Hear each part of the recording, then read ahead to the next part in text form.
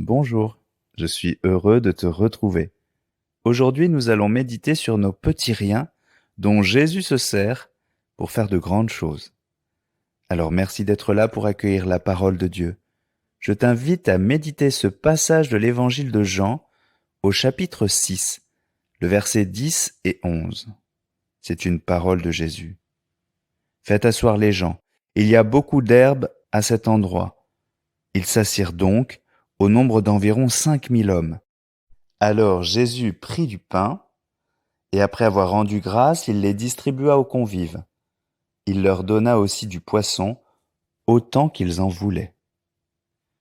Nous voyons ici Jésus continuer son œuvre de compassion pour le troupeau sans berger, qui recherche par tous les moyens sa présence. Les gens de la foule veulent connaître Jésus, lui confier leurs problèmes, demander à être guéris, etc. Ils en oublient tout sens pratique.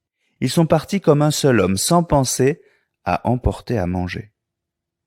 Je ne sais pas si c'est ton cas aussi, mais moi, j'admire cette attitude de foi et de confiance qui pousse à tout quitter pour suivre Jésus. Cela a de quoi nous inspirer. Jésus n'est pas un pur esprit. Il ne se contente pas de donner un enseignement spirituel. Il pense au bien-être des 5000 personnes en face de lui, qui attendent tout de lui. On ne peut pas nourrir spirituellement une personne si ses besoins primaires ne sont pas satisfaits. Jésus va donc révéler le mystère de la communion avec lui. Je pense que c'est le message le plus fort de ce passage de l'Évangile.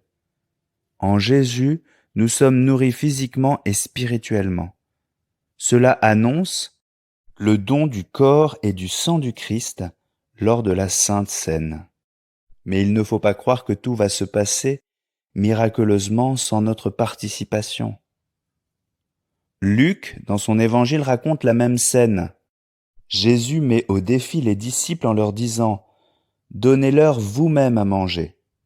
C'est dans l'évangile de Luc, au chapitre 9, verset 13. Les disciples répondent que c'est impossible, mais ils vont pourtant obéir et se mettre à distribuer le maigre repas. C'est bon d'entendre nous-mêmes cette injonction de Jésus. Il s'adresse à toi comme à moi. Toi, donne-leur à manger. Il nous envoie vers tous ceux qui ont faim dans leur corps et dans leur cœur.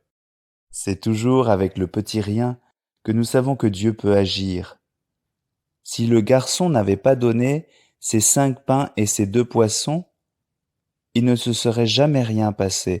Dieu a besoin de nos gestes de partage pour réaliser de grandes choses.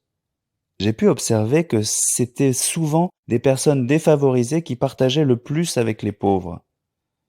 Dans de nombreux endroits du monde, la solidarité universelle a beaucoup plus d'impact que les actions du gouvernement ou des ONG.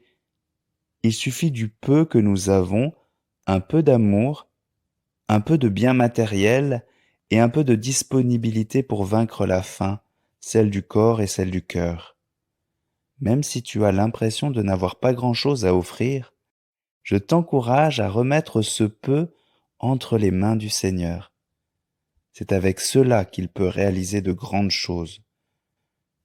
Je te souhaite un beau dimanche. Sois sûr que comme le petit garçon de l'Évangile, Jésus va se servir de toi pour sa gloire.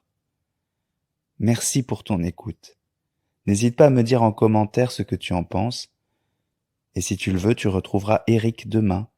Et en attendant, je te souhaite une excellente journée, pleine de surprises du Seigneur.